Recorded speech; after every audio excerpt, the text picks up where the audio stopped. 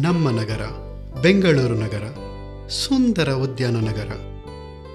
ಪ್ರಪಂಚದ ಪ್ರತಿಷ್ಠಿತ ಕಂಪನಿಗಳು ನೆಲೆಯೂರಿರುವಂತಹ ನಗರ.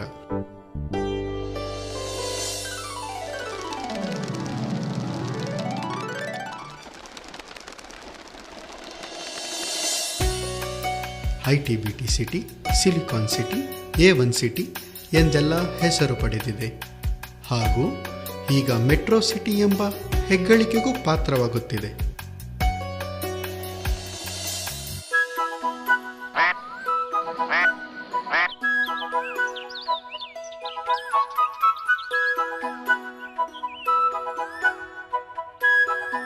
ಆದರೆ ಇಂತಹ ಒಂದು ಸುಂದರ ನಗರದಲ್ಲಿ ಕೊಳಕು ಕೊಳಚೆ ಉಸಿರುಗಟ್ಟಿಸುವಂತಹ ಪರಿಸ್ಥಿತಿ, ಹೆಂಗಸರು ಮಕ್ಕಳು ನೋಡಲಾರದಂತಹ ಮೂಗು ಮುಚ್ಚಿ ಓಡಾಡುವಂತಹ ಪರಿಸ್ಥಿತಿ.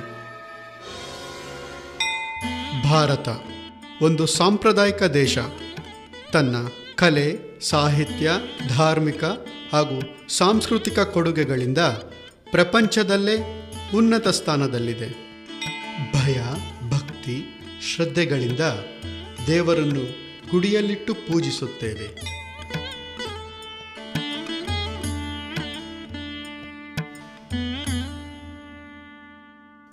ಯಾವ ನೋಡಿದ್ರು ಬಾಗ್ಲಾಕಿರ್ತಾರೆ.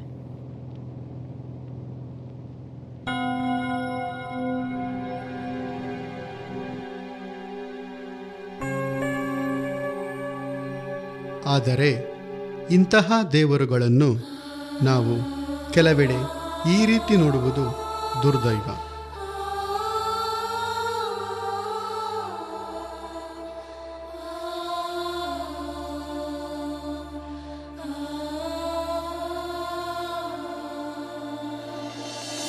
ತೂ ನನ್ನ ಮಗನೆ, ನಾಯದ್ದಂಗೆ ಎಲ್ಲಂದ್ರಲ್ಲಿ ಕಾಲೆತ್ಕೊಂಡು ಉಚ್ಚ ಹೋಗ್ಬಿಡ್ತಿಯಲ್ಲೋ. ಲೋ ಮಗ, ಇಲ್ಲಿ ನೋಡೋ. ಏನು ಯಾರು ಹುಚ್ಚ ಹೋಯ್ತಾರೆ ಅಂತ ದೇವ್ರ ಫೋಟೋ ತಂದು ಹಾಕ್ಬಿಟ್ಟವ್ರಲ್ಲ. ನೆನ್ನೆ ಇರಲಿಲ್ಲ, ಇವತ್ತು ಹೆಂಗ ಬಂತ ಇದು? ನನ್ನ ಮಗನೆ, ಸಿಕ್ಕಲ್ಲಿ ಉಚ್ಚ ಹೋಯ್ತಿಯಲ್ಲೋ, ನಿಮ್ಮಂತವ್ರಿಗಾಗೆ ಇಲ್ಲಿ ದೇವ್ರ ಫೋಟೋ ಹಾಕೊಂಡಿರೋದು. ಅದಕ್ಕೆ ಹೇಳೋದು ಪಬ್ಲಿಕ್ ಟಾಯ್ಲೆಟ್ ಯೂಸ್ ಮಾಡ್ಬೇಕು ಅಂತ. ನೋಡು ಮಗ, ಮಾಡಬೇಕು ಅಂತ ಮಾಡ್ಬಿಡ್ಬೇಕು. ಅದ್ರಲ್ಲಿರೋ ಮಜಾ ನಿನ್ಗೆ ಹೆಂಗೆ ಗೊತ್ತು?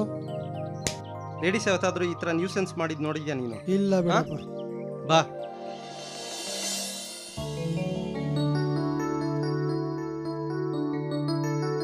ಎಲ್ಗೋಗ್ತಾ ಇದೀಯಾ? ಒಂದ ಮಾಡಕ್ ಸ್ವಾಮಿ.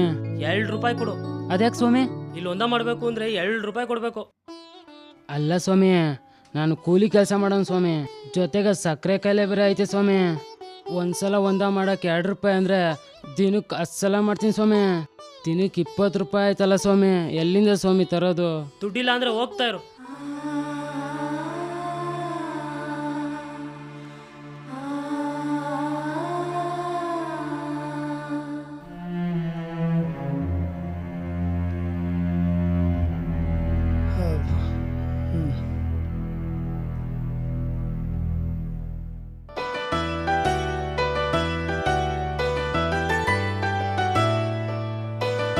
ನಾವು ನಮ್ಮ ತಪ್ಪನ್ನು ತಿದ್ಕೊಂಡಿದ್ದೀವಿ, ಮತ್ತೆ ನೀವು?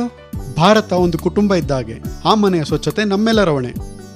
ಸಾರ್ವಜನಿಕರೇ, ಸರ್ಕಾರ ಕೊಟ್ಟಿರುವ ಸೌಲಭ್ಯ ಸದುಪಯೋಗಪಡಿಸಿಕೊಳ್ಳಿ. ಸರ್ಕಾರ ನೀವು ಕೊಡುವ ಸೌಲಭ್ಯ ಉತ್ತಮ ಗುಣಮಟ್ಟದ್ದಾಗಿರಲಿ ಹಾಗೂ ಜನರನ್ನು ತಲುಪೋ ರೀತಿಲಿರಲಿ. ಮನೆ ಮಾಲೀಕರೇ, ಯಾರೋ ಅನಾಗರಿಕರು ಮಾಡ್ತಾರೆ ಅಂತ ಗುಡಿಯಲ್ಲಿರೋ ದೇವ್ರನ್ನ ದಯವಿಟ್ಟು ಬೀದಿಗೆ ತರಬೇಡಿ. ಧನ್ಯವಾದಗಳು.